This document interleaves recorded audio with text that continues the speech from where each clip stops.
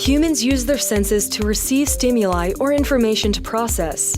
In a controller's case, they rely on their eyes and ears the most. They also use touch, for example, when they move flight strips or press the foot pedal to transmit. Let's take a deeper look at how humans process information.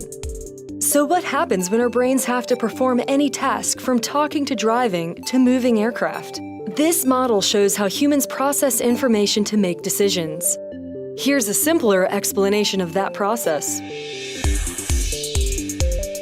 Stimuli enter through the 5 senses. The brain picks out what it needs to complete a task and adds to the working memory.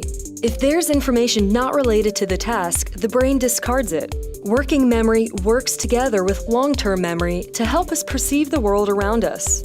Your perceptions and your memory lead you to make a decision. How alert and attentive you are determines how much information you have, which affects the quality of your decision-making.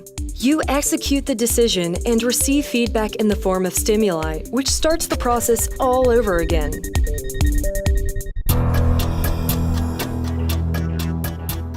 Look at these images. Can you guess what they are? Did you guess all 3 correctly? Did you guess the 3rd picture was a control tower? It's actually a lighthouse.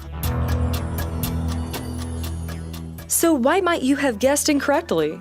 Sensation and perception are not the same thing. Take a look at this picture. As you can see, what enters your eyes is a blurry image.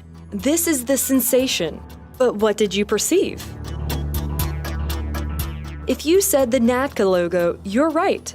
The brain received the raw sensory information and processed it using perceptual skills and memory, allowing you to see the NATCA logo. Creating a clear picture from incomplete information is called perception. We have to learn to perceive. Since you're a controller and you know what the NATCA logo looks like, you are able to accurately interpret the picture as the logo. If you had been a non-controller, you might have guessed it was a logo, but not recognized it as the NATCA logo. Look at these letters.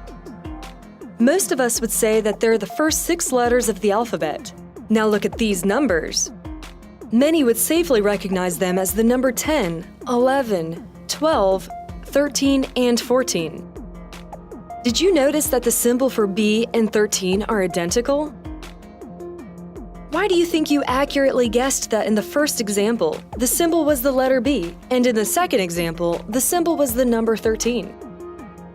You were able to process them because of the context in which they were presented as a simple row of letters and row of numbers. This is known as contextual perception. If you took these 2 identical symbols out of context, you'd be more likely to misidentify them. Look at this grid. How many black dots do you see? Can you count them? Probably not. They seem to move around wherever your eye is focused. Here's the thing. There are actually not any black dots. Simply put, where your eyes are focused is more accurate than your peripheral vision. It perceives white dots. Your peripheral vision doesn't receive every detail, so your brain has to fill in the gaps that it misses. Your brain inaccurately fills the gaps with black dots. Is this usually a problem for you as an air traffic controller? Probably not, because you make a practice of scanning the radar scope or airspace by moving your eyes. However, during times that you're underloaded or overloaded with work, you may forget to scan and focus your eyes on a single spot. This can cause you to miss activity going on in your peripheral vision. Here's another illusion. Which of these 2 lines is bigger? While at first glance the line at the top of the picture is bigger, they're actually the same size. The railway tracks in the background, stretching to the horizon, create a depth illusion that makes the top line appear larger than the bottom. This is a problem that those in towers should be most familiar with when judging aircraft on final approach.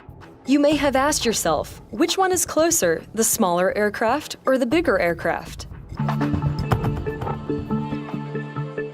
While we've looked here at several visual illusions, there are also many ways in which we can mishear and misperceive auditory information as well.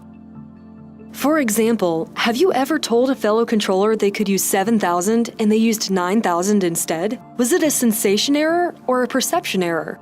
If they misheard you because of noise or distractions in the environment, it was a sensation error. If they misheard you because they were expecting you to say 9,000, then it was a perception error. Perception influencing our decision-making is only half the story. Memory also plays a role in our decision-making. Let's look at memory next.